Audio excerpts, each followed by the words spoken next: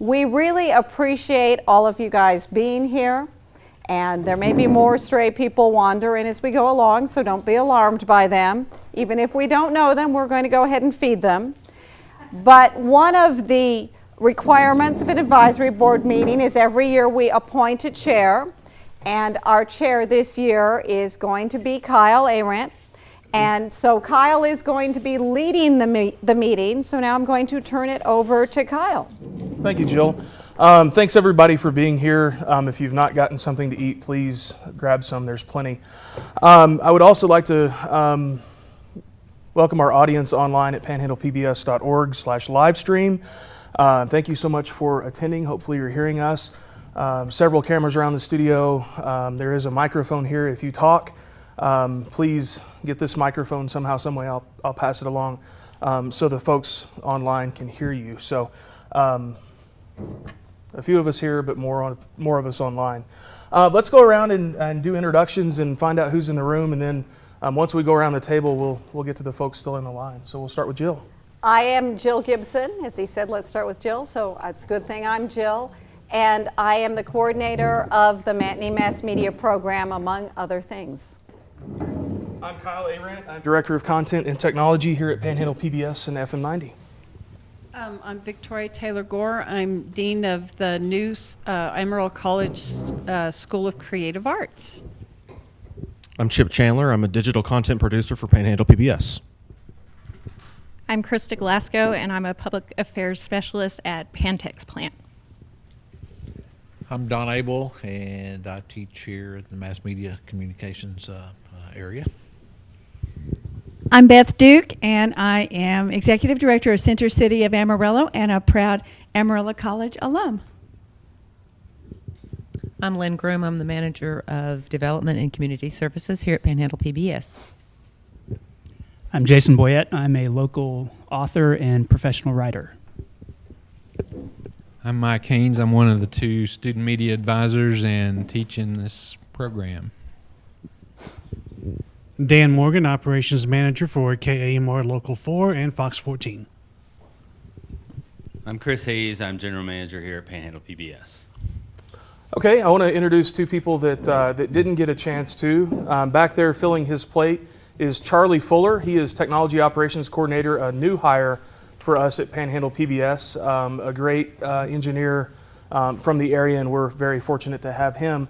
And I'll let Mike introduce himself. Thank you. I'm Mike Fuller. I am the Program Director at FM 90, and I'm new to the staff, but not as new as Charlie. And we also have some students in the studio and in the control room, and they will introduce themselves later. All right, let's review and approve the 2015 minutes. If you did not get a copy of those, there are several right there. I'll give you just a moment to review those, and then we'll approve them.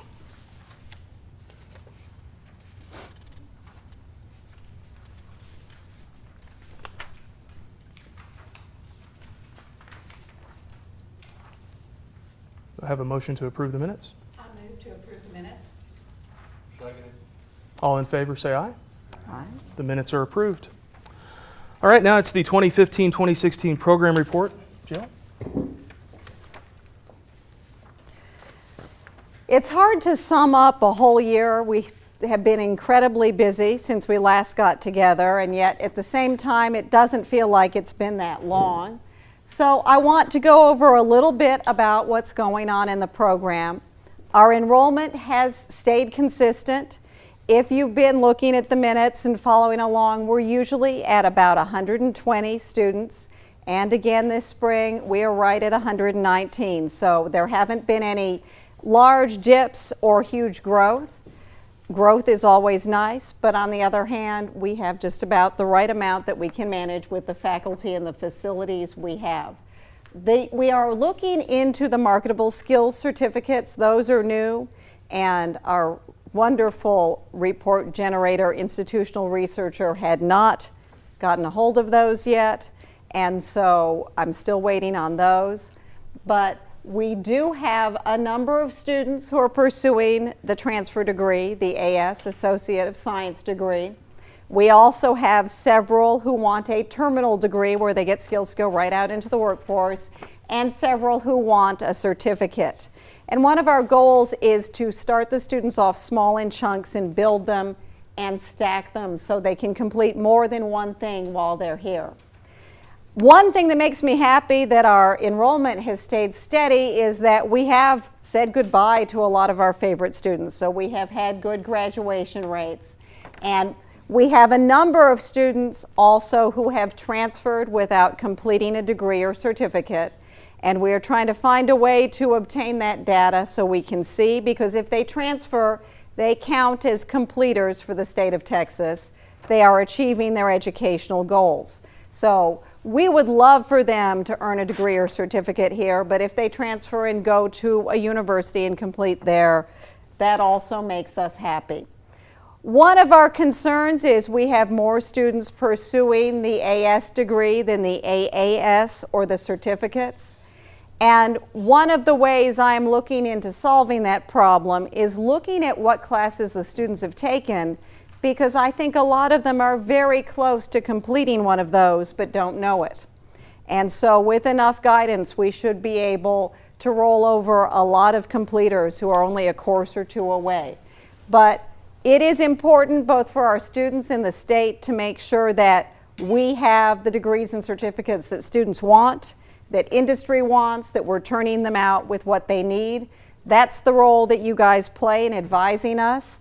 And if they aren't enrolling in these programs, we need to find out if we need to keep them, we need to change them, we need to expand them, or we need to promote them. And promoting is often the thing we need to do.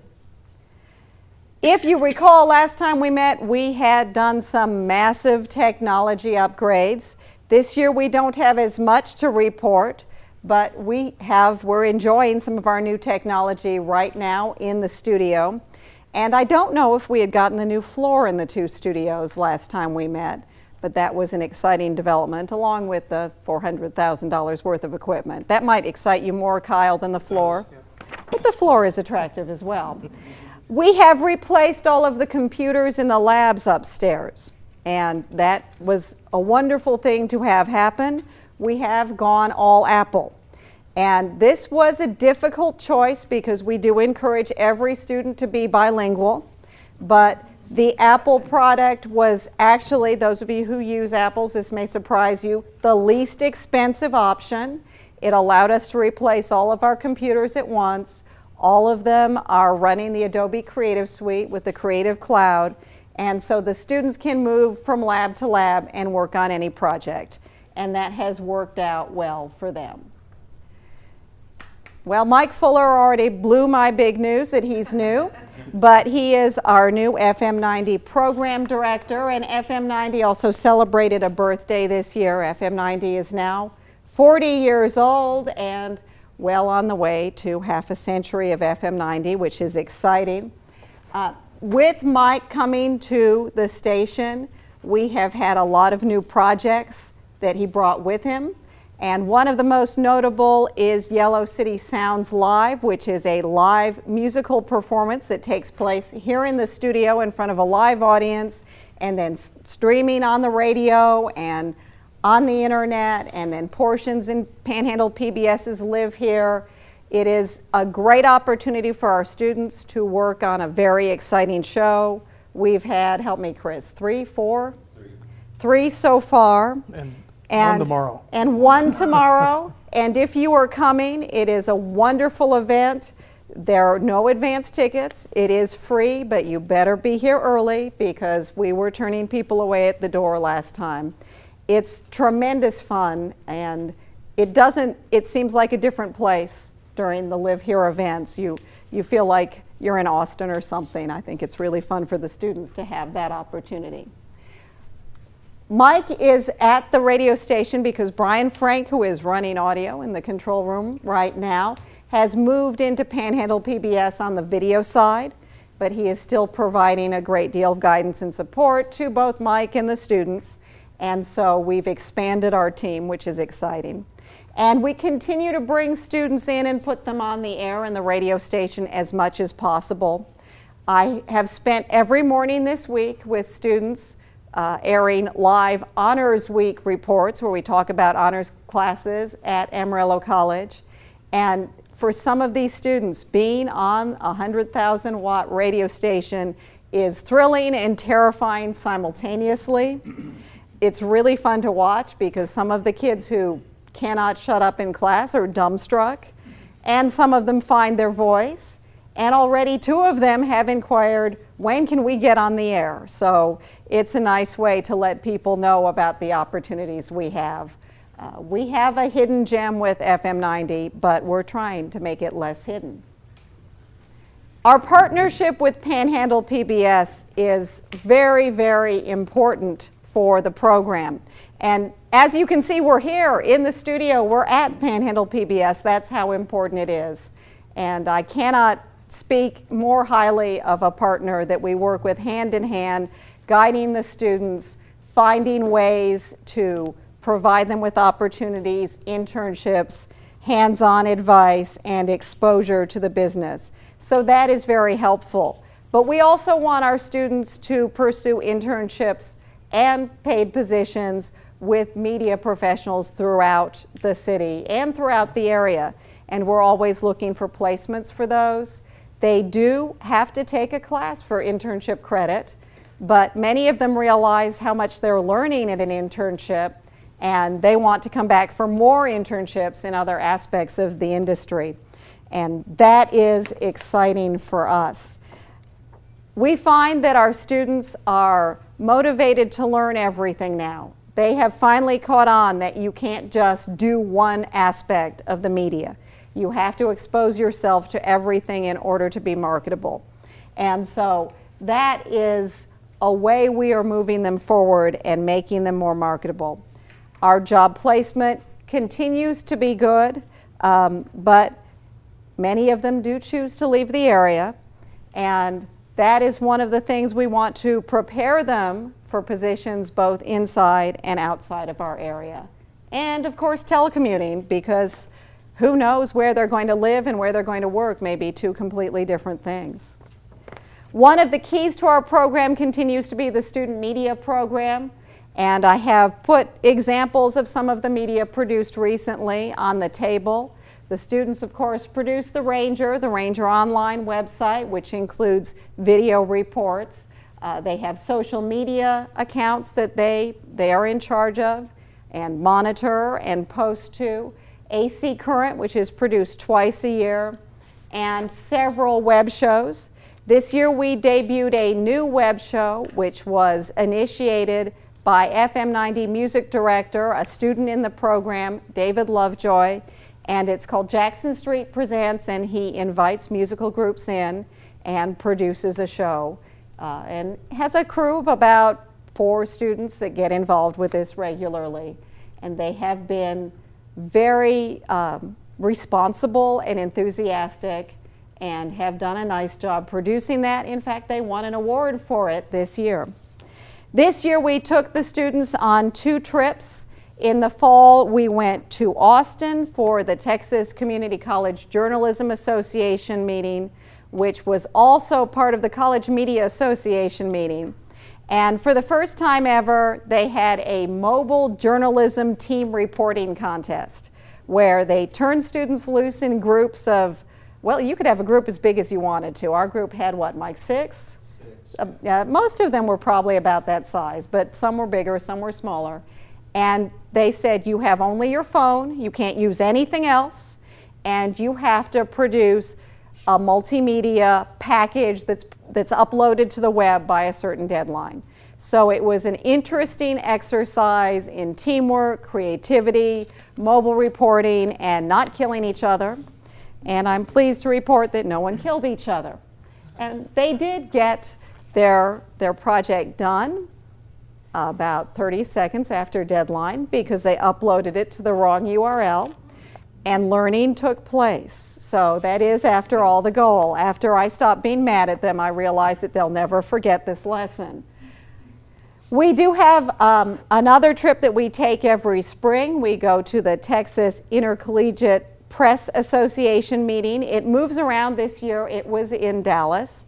and downtown Dallas, and the students participated in workshops, in critiques of their work from other media advisors and professionals, and in live contests. And one more travel is upcoming. In about a week, we are going to be sending Ranger Editor Alma Bustamante, who's standing right behind that camera, to College Reporter Day at the White House. She applied for this, was accepted, and it's an opportunity to go to a press briefing at the White House, meet people who both work there and cover the news there. It's very exciting, and Washington, D.C. will be filled with student reporters next week. We look forward to her coverage of the event. Of course, when we go to these things, we are happy for the knowledge, but we're also happy when we bring back awards. And we did, as always, bring back awards from both these meetings. At the most recent meeting, Texas Intercollegiate Press Association, we came back with 19 awards. Several were first place awards. The magazine that's on the table won some major awards at that meeting.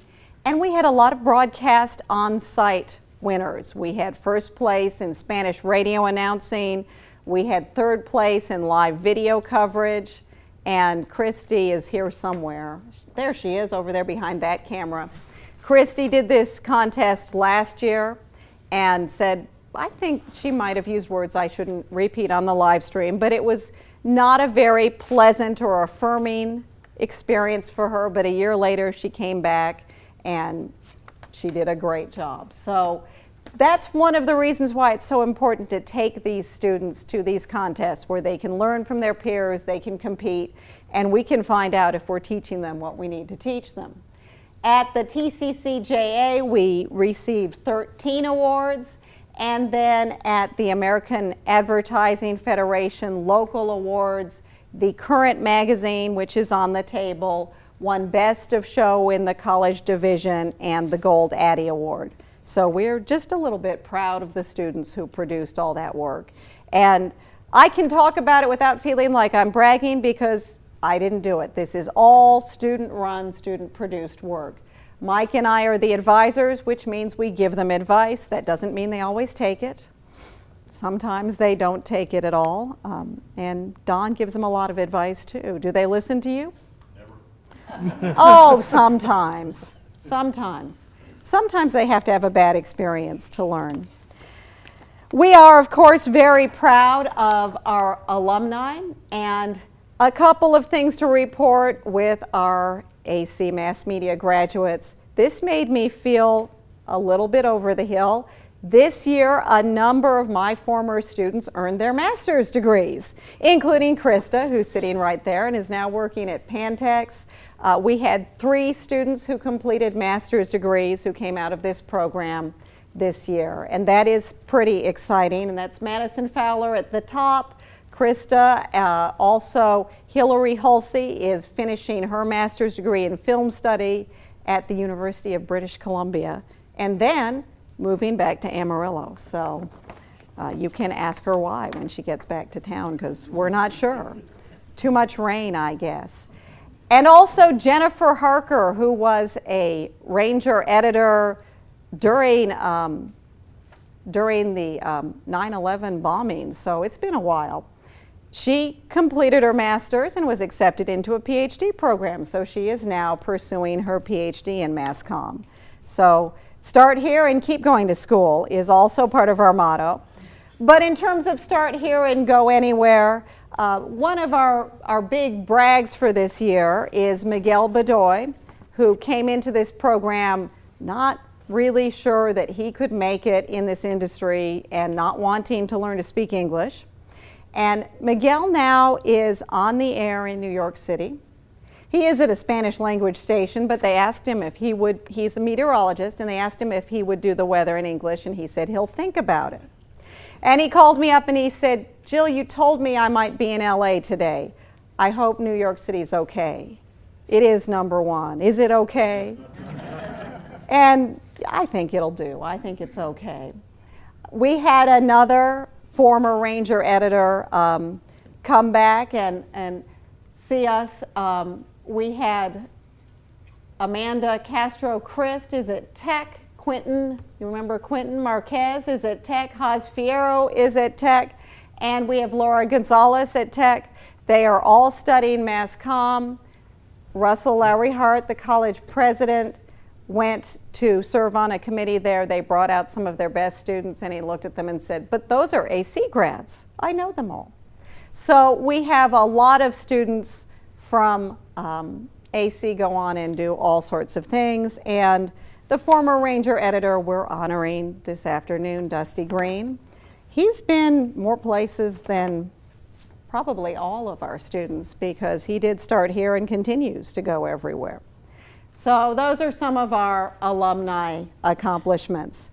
We have invited the students to answer questions and make comments. Kyle, will you let them come out from behind the camera to do that?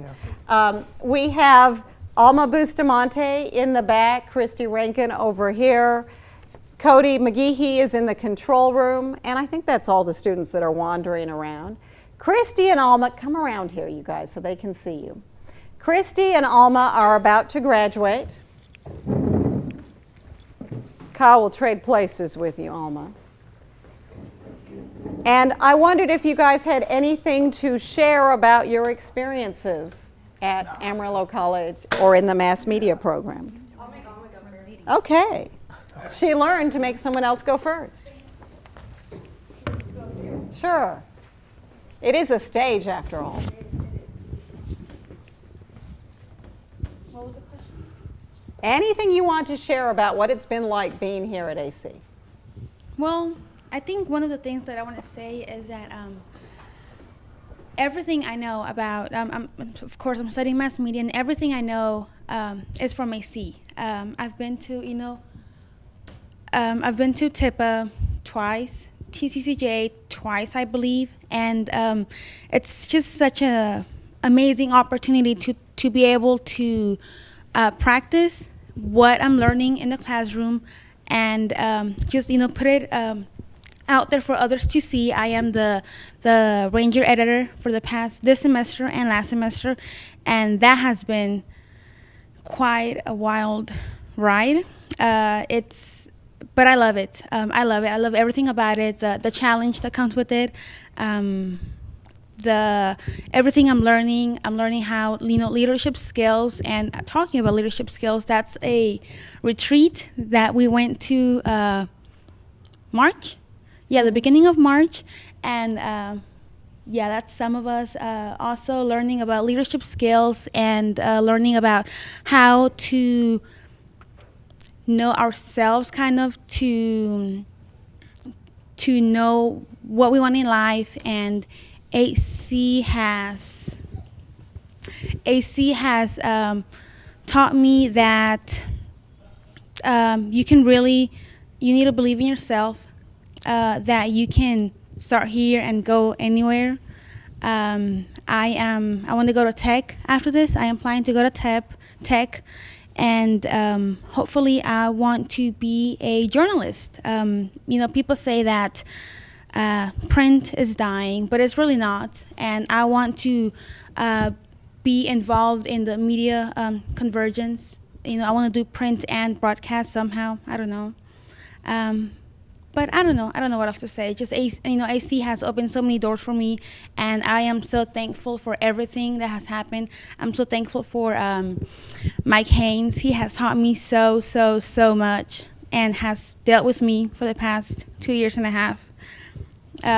Jill Gibson, she's amazing. We all know that, and I am so thankful for everything. Don Abel, he is.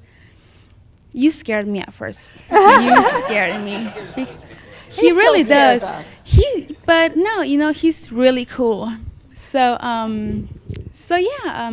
everything, AC has been really a great experience, and the Matney Mass Media program has basically taught me that I can be anything I want to be, and that's it for me. Okay. When I came to Amarillo, because this wasn't just the school that I was going to go to, I chose to come here. I lived in a small town in New Mexico, and whenever I moved up here, it was new what I wanted to do. I know I wanted to be in media, and I knew I wanted to be in film particularly. I didn't know anybody. I didn't know what I was going to do. I lived here for a month, and Jill was the teacher of the mass communications intro class, and I liked her. So I walked up to her one day and was like, I want to get involved. And she was like, okay, you're going to do this. And she started making me do videos for the Ranger, and I liked it a lot. And then slowly I got more and more and more involved, and just the opportunity to learn from not only Jill, but then learn from Mike and Dawn, getting to know what classes to take by these people who took the time to sit there with me and help me decide exactly what I wanted to do, that I could do anything. I mean, I really believe I can do anything now. I can go and go crazy. That's what they taught me, just to love to learn and love news and love journalism and love film, love anything I wanted to. That's exactly what all of these three people are. You have broadcast and print and film. And they just showed me that this school is great. It's the stepping stone of becoming what you want to be. And it's just go AC. Really, my journey's not over. I see myself being here for probably about another 2 years. I've been here for 3 already. I've actually got to have a really awesome opportunity to work for Panhandle PBS for the past year. As of last Wednesday, actually, marked my 1 year. And I've enjoyed every moment, honestly. Between working with Mike, Dawn, Jill, I've gotten an even broader experience to work with people like Mike Fuller and Brian Frank, Kyle, Jackie, Chris. I mean, it's been really, really cool. And I don't think that if I would have chosen any other college that I would have gotten this experience, especially, with the way most universities have their programs set up. From what I understand, most universities, you don't even get to touch a piece of equipment until your junior year in high school. So, I mean, it's one of those things that it's really cool that day one, I was handed a camera and said, go shoot something, and it was really cool. So all I have to do is say thanks. Do you guys have any questions for them? When do you leave for the Washington trip? I leave next Wednesday, and the actual day is Thursday. So the whole day on Thursday, I'll be in the White House doing I don't even know what. It is really exciting. I couldn't believe it. I still can't believe it. So we'll see how that goes. Thank you. Thank you. Anything else? Other questions? All right, now you get to go back to work.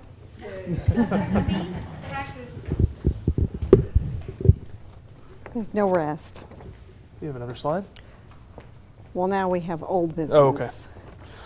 All right, so thank you, Alma, Christy, and Cody. And again, those are the students that are making this live stream possible with our own Jackie Smith and Brian Frank back there. So thank you very much for that.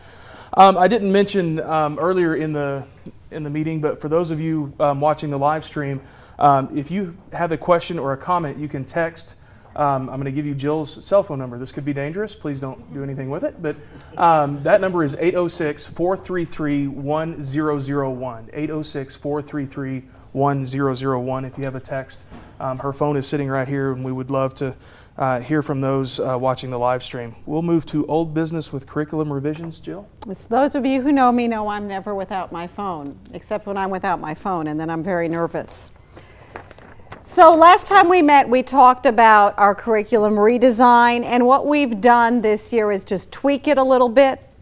We had some classes in there that had very low enrollment, and we decided to remove those classes from the curriculum in order to fill up the other classes and provide the students with what they really need, the heart of the basics of media, because you can't learn everything in a year or 2 years, or in Cody's case, 8 years. Part of the reason why Cody is on the 5-year plan is because he does so much around here to help us out. that sometimes we have him working at Panhandle PBS or working with student media, and that cuts down on the class load he can take at once, but he's building his portfolio. So sometimes it is better to be here longer than 2 years, but we want to give students a choice to get out fast if that's what they want and need. And so these traditionally low enrollment classes were removed from the curriculum. If students transfer, they will certainly receive these classes at the transfer university.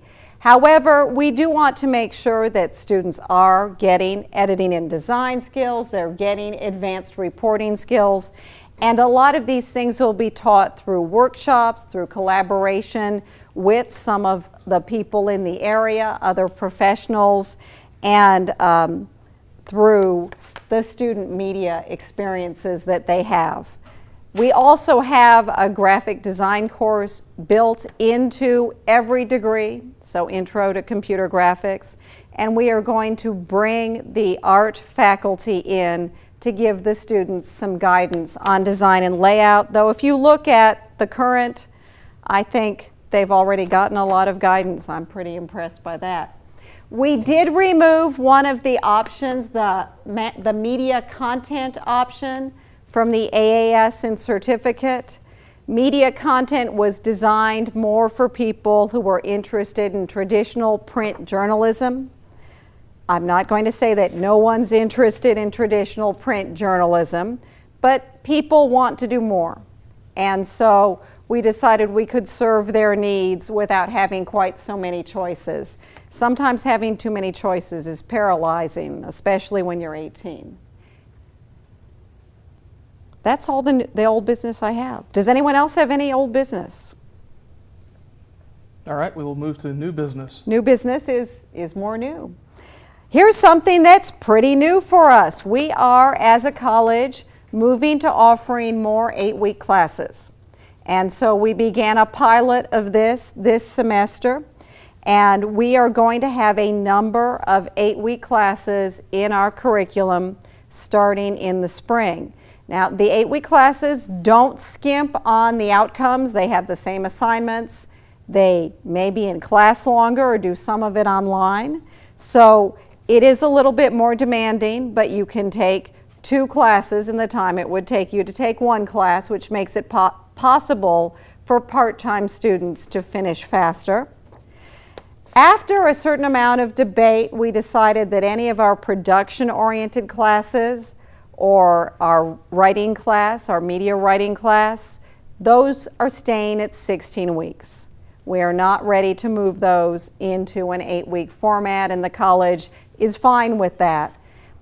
We think that the students need that time to develop those skills and get the hands-on experiences. But as you see on the screen, we do have several that are moving to 8 weeks. Don is teaching an 8-week section now. And one of the offerings that I'm really excited about is the social media tools and digital marketing, which are both online classes, will be taught back-to-back fall semester. So someone could take both of those online back-to-back and finish them both in one semester. So that's kind of exciting to me. Are there any questions about that? I have a question about the length of, I know some will be online, but for on-site classes, what is the length of the class time when you're compressing it into 8 It weeks? depends on how the class is taught, and different faculty members choose different approaches. Some people will just meet every day of the week because you still need the same amount of class time. So if you meet every day of the week, you see the students every day, you can stay on top of their assignments, you build that relationship. Other faculty are doing a hybrid approach where you only meet for the same an hour and 15 minutes twice a week, but you're expecting the students to spend an hour and 15 minutes the other 2 days of the week online, doing online assignments. There are some classes that meet longer twice a week, so they might meet 3 hours twice a week. So it really doesn't, there's no standard. It depends on what the class is and how it will fit into the curriculum and the students' lives.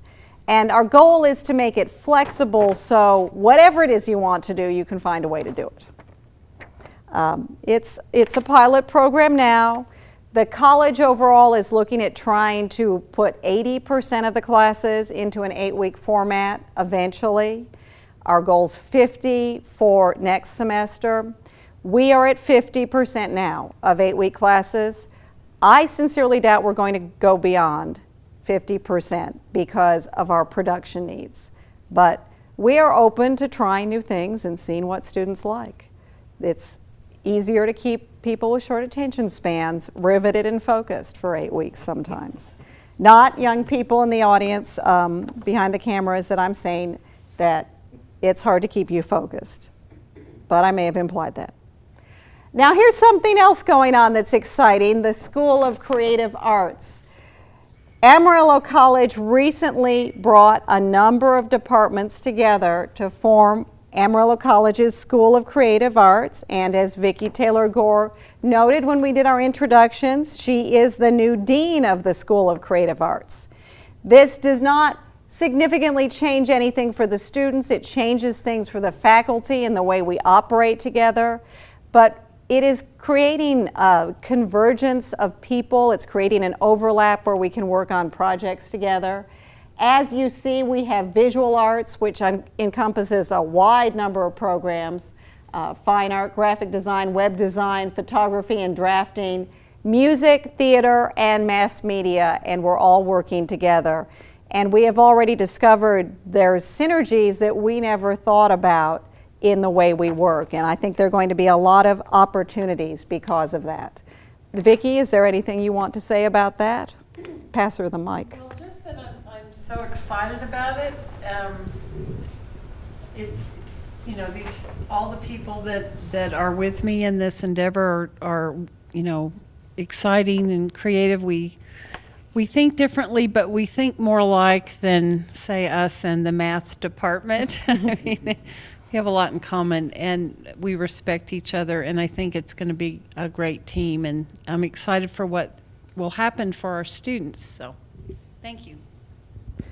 I think it will give us many new options, and already one of the first options is emerging.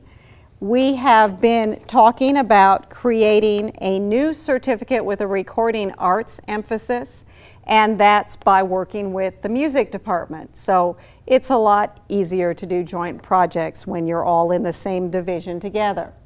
The idea is to take 4 recording arts classes that the music department's already teaching and put those into a production certificate, much like our mass media production certificate. But the students would have that emphasis in sound or audio engineering. And we've noticed that there are schools teaching this, but often you have to go far away and or both, spend big bucks to get certifications and get some hands-on training.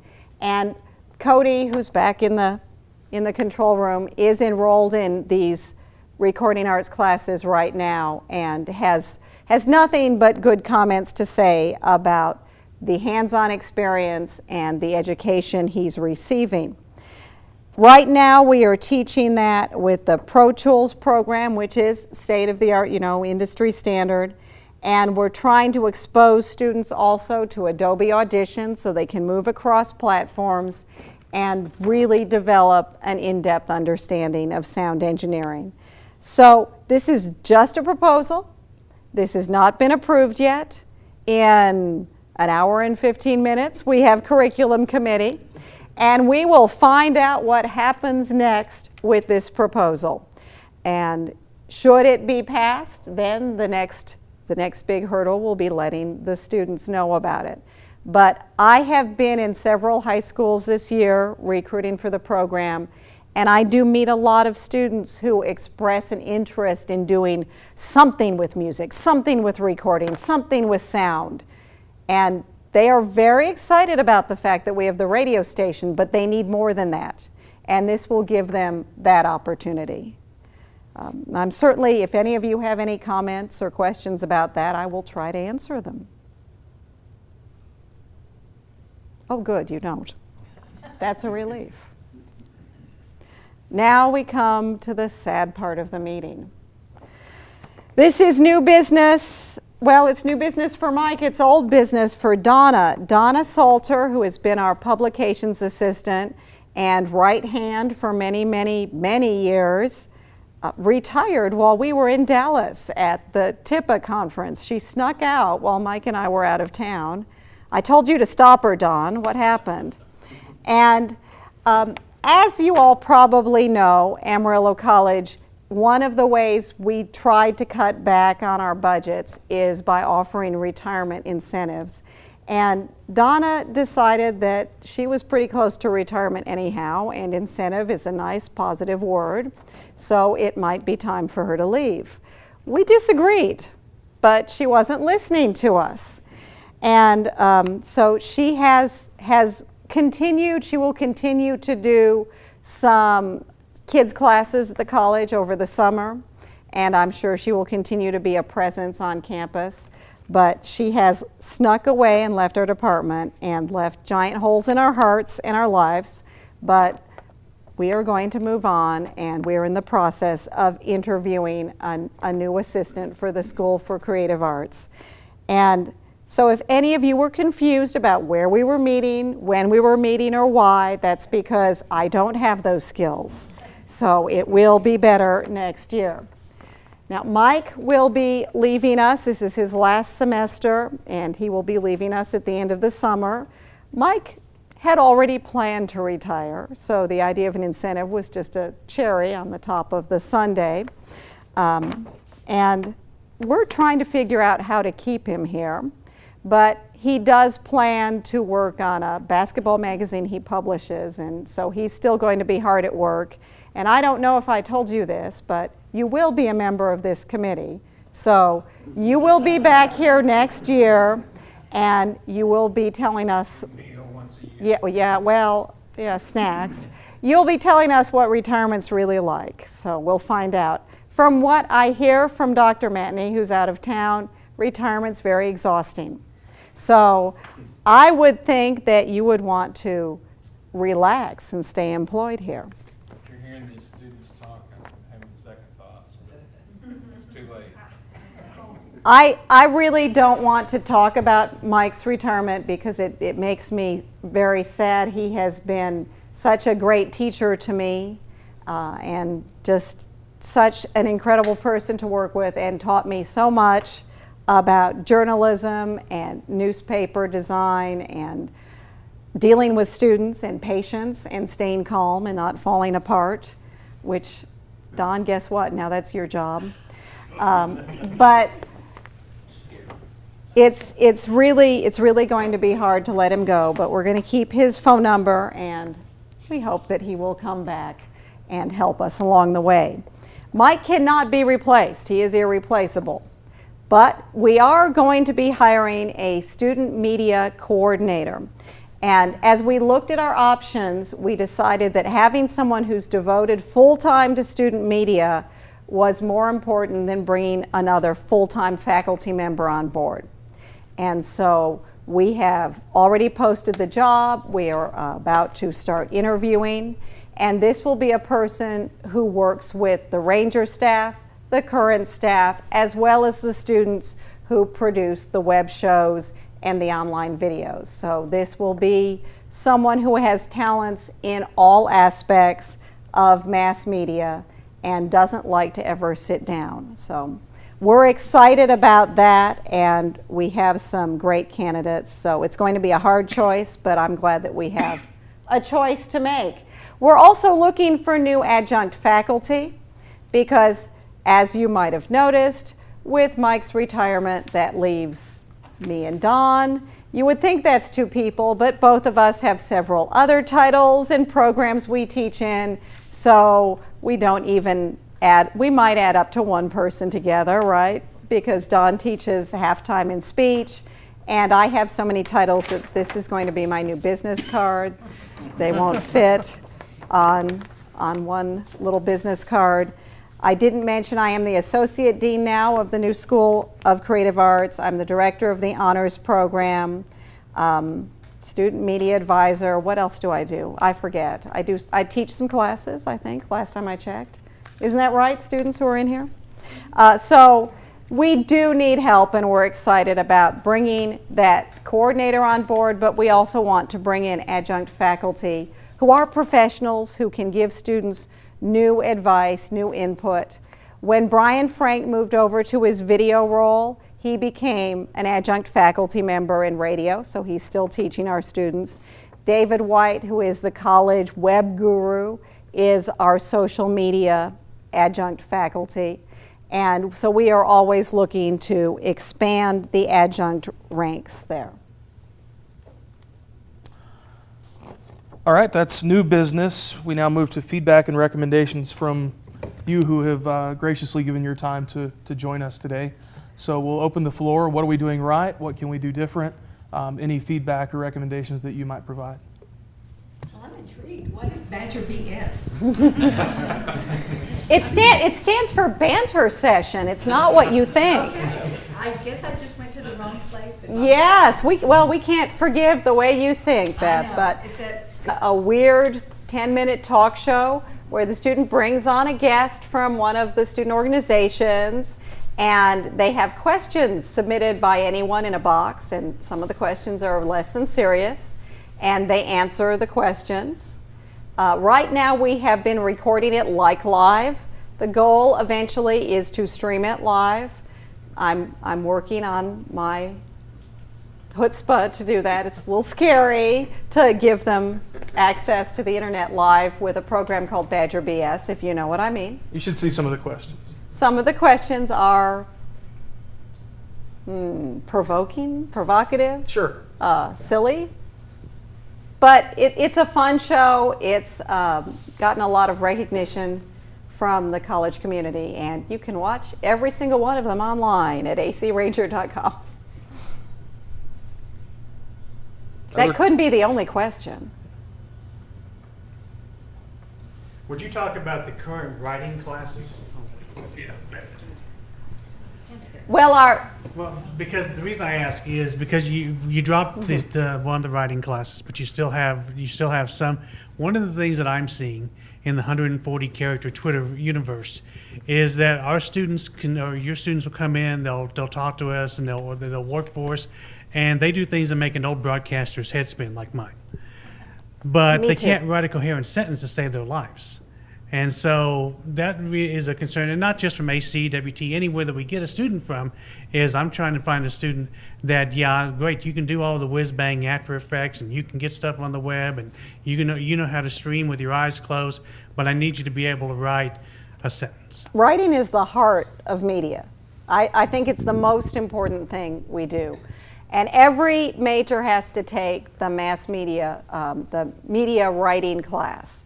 It's required whether they like it or not, and they are primarily writing stories that go in the Ranger and in the Current, and learning something about reporting and writing and sentence structure.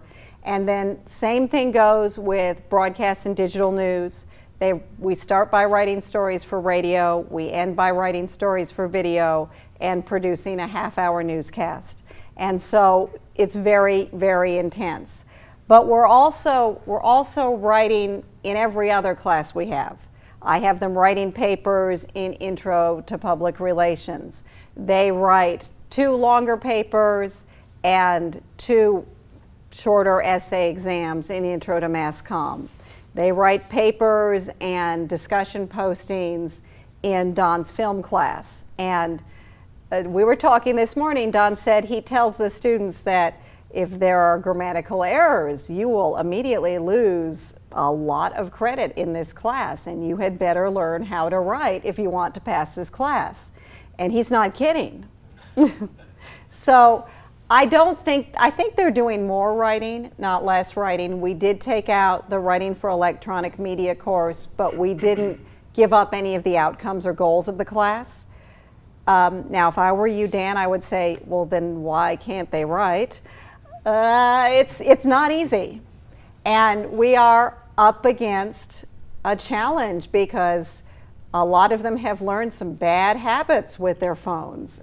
I'll say I have 2 20-somethings myself, and both who went through the public education system, and I spent many a day talking about 2, 2, and 2, there, and there, and those type of things. So I don't think it's any of the programs here that are doing it or the other universities. I think we get the student that they come in and they don't know what they need to know in their English, their grammar as they come in. And unfortunately, it's either your job to get them to where they need to be to work for us, or it's our job to fix it once they start working for us. Well, and I think it is really challenging. I don't want to put the blame on the public schools because they are trying to do so much in a short period of time. But I think that we really stress the basics in this program. And if they don't understand how to tell a story, when they leave here, whatever tools they're using, whether it's video, audio, but the written word is the basis of that. If they don't know that, I believe we've failed. And so that's something we really, really emphasize. I did get a texted question here asking about creating creative writing courses under the School for Creative Arts. Technically, creative writing lives in the English department, but we do have a lot of students that are interested in screenwriting. And because of state guidelines, we can't create a screenwriting class in our curriculum. We started a film club, which Christy is president of, and they have really grown this year. We're up to about 30 members. They may not come consistently, and they've written some scripts and they've had some fun, and I think there should be a way to incorporate more of that. It's hard. I wish we could just create whatever class we wanted to, but that's not the state's plan. You guys participated in the 24-hour film festival as well? 48. 48. Don't make it 2 20. days. Yeah. They did the last 48-hour film festival, and that was another one where the goal was don't kill each other and produce a short film. And they did, and then they've done some challenges where they give each other a prompt and divide into teams and see what they can make. And the interest in the film club has been exciting. So I think that we need to look at ways we can incorporate creative writing into what we do with student media. At the same time, we spend a lot of time explaining to the students that journalism is not creative writing, which is a challenge because they really think that what their opinion and what they've made up belongs in the newspaper, and we don't. I have one more question.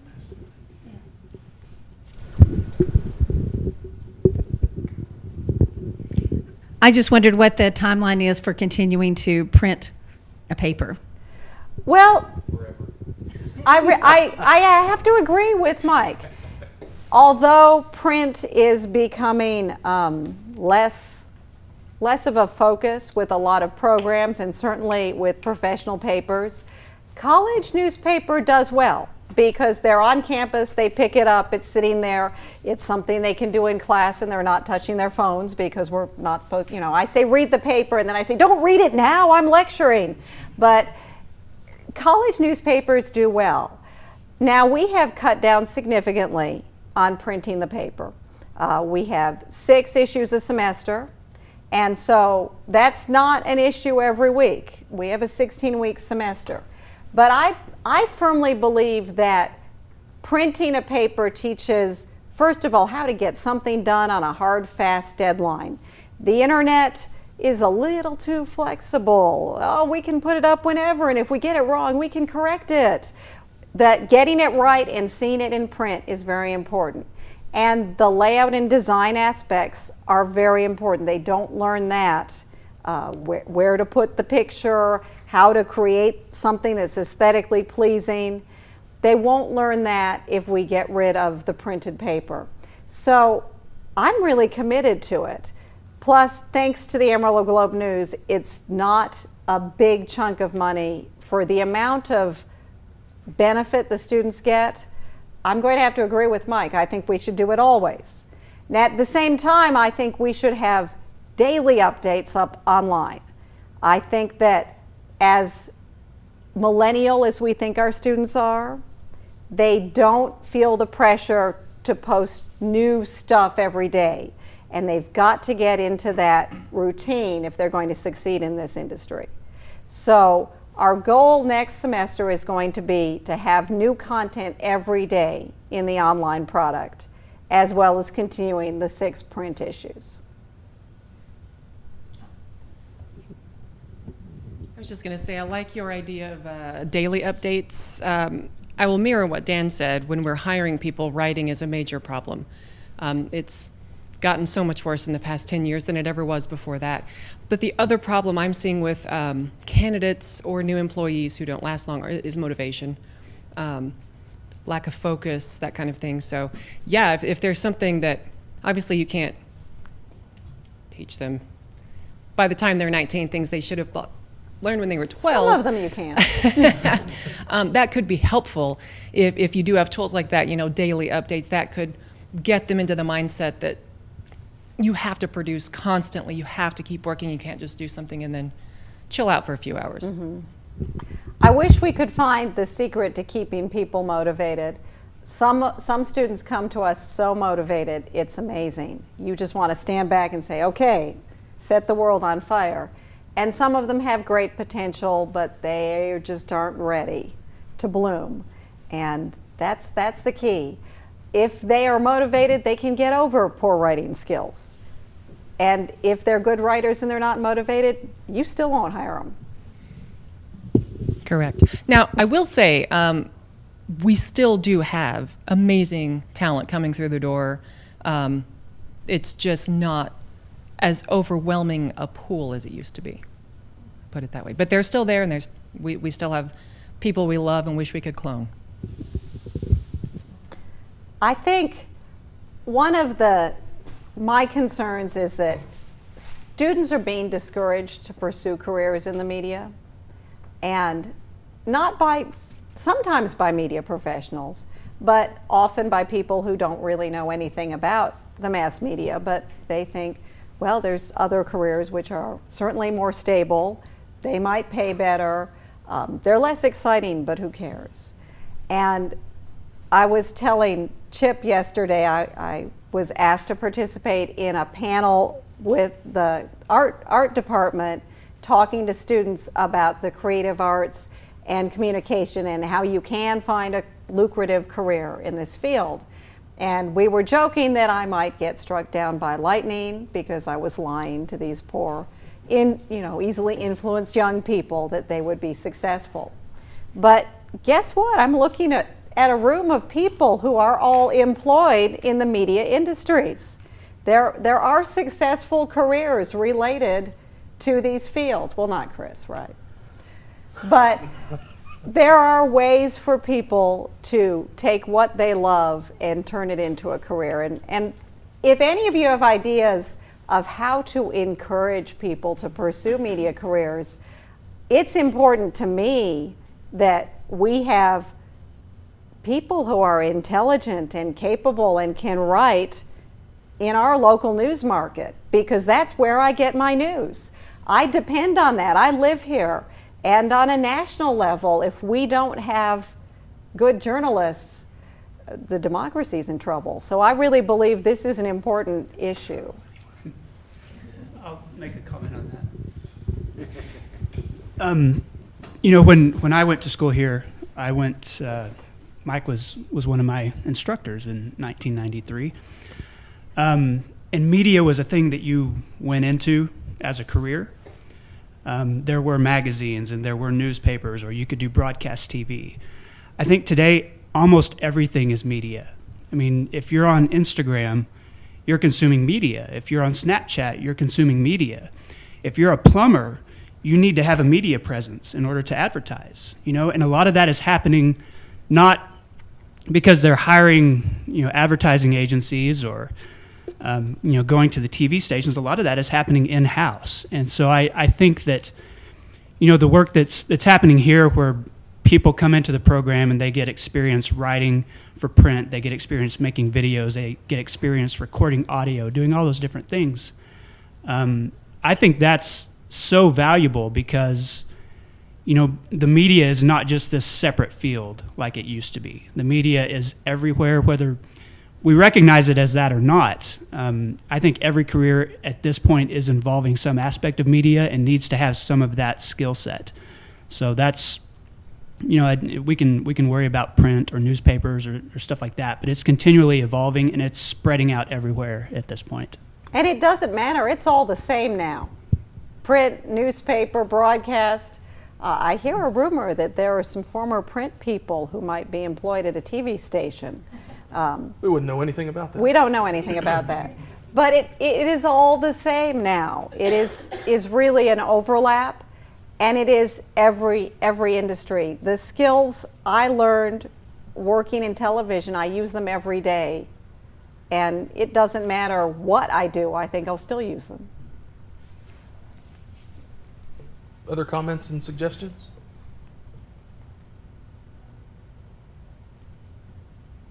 It got quiet. I guess that means there are no comments or suggestions. Anything else from the world of streaming? Nothing else from the Okay. world of streaming.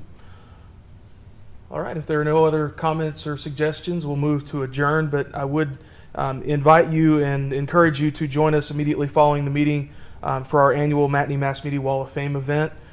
We will be honoring AC alum, Amarillo TV anchor and news director and travel videographer, producer, and host, almost as many titles as you have. Dusty Green will be inducted into the Mass Media Wall of Fame, and that's going to happen at 1:30, just a couple of minutes from now on that very stage, so please stick around. Thank you, everybody. Thank you.